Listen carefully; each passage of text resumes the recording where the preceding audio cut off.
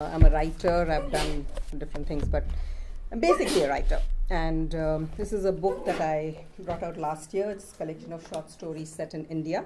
And Bombay Wali means a woman from Bombay, and I've lived in Bombay for a very long time. I've also been born there, but I've lived in lots of other cities. So this is what happened. But before this book came out, I started my career as a journalist, and then I worked with non-profits in Canada, different cities, environmental and international development usually, and I ended up in Tanzania for a 2-year project, a 2-year contract, doing communications for a non-profit organization in Tanzania.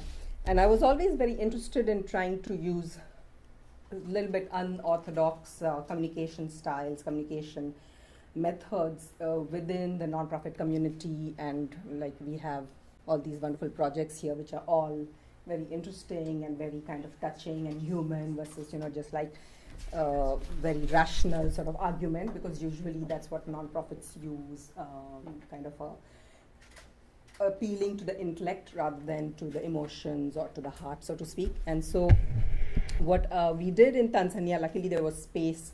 It was very creative what that particular organization was doing. It's called Haki Elimu, Education Rights. And we were doing, one possibility was, we did a lot of different creative media, but I was the print section of the organization, and we created these little books. They're really like little, I don't call them comic books because they're not really funny, but they're illustrated storybooks. So I wrote the stories, and then somebody did the illustration. And this one is about HIV/AIDS, which, as you know, is a huge scourge in Africa. And this was about intergenerational communication between children and other, just making the issue public, talking about it and looking at it in a sort of larger perspective. And this one is about, the issue was quality of education. So education is not just building schools and providing desks and textbooks, which was the attitude of the government at that time. And the idea was that the teaching is very important, the child-centered approach, ideas like that. And there was very poor teacher training in the country. And we wanted to introduce this idea of quality of education. But how do you introduce these ideas? They're kind of top-heavy, and when you say quality of education, the average person is like, la, la, la, la, la, okay, let me go on to Facebook. Oh, there was no Facebook then, but nevertheless, you know what I mean? Like, it's not very catchy. So this was a book in which I showed 2 different schools. One girl goes to a very poor school, but the teacher is very child-centered approach uses, and the other one's very rote education, top-down, and there's a story, of course, in both these there's a story. So since I've done this, I've always been very, very interested in trying to use stories for what I call stories for social change, and I think everyone here, people who presented, are doing that actually in their own way, films and other media. But so I don't have this. So what I started doing was I started doing some workshops on this topic, and there's an approach called entertainment education, and they basically use, it's been used a lot in health, and mostly videos and radio plays and things like that, TV programming as well. It's been mostly done in so-called developing countries, mostly on health issues. So it could be AIDS or reproductive health or all kinds of other issues like that have been tackled very effectively, usually through a radio or a TV serial. So it's like 20, 40, 50 episodes with a family, and then they show all kinds of relationships within the family, and then somebody is ill and somebody else, there's a teenage pregnancy, and there's this and that, and there's love affairs, and all that family drama and all the real life stuff that people like to look at and learn from. But in there is a message to bring about change. And what is done is there's 3 types of characters portrayed. One is the sort of the person who's doing the good things, so that's and characters who are doing the actions that the organization wants people to follow, for example, using a condom.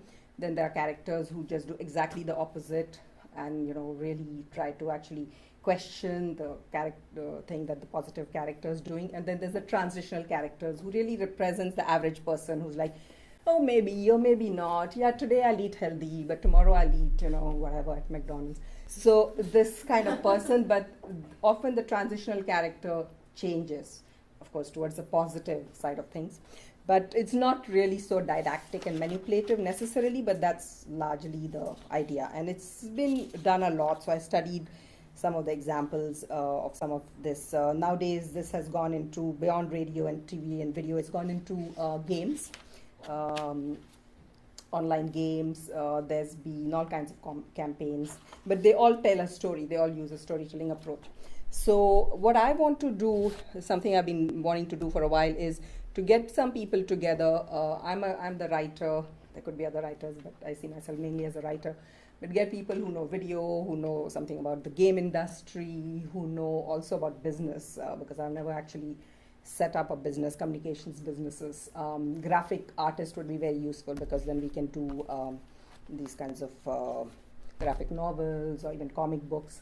And so my idea is to offer these services to non-profits, government, even corporations, who are trying to put out like a interesting, positive message.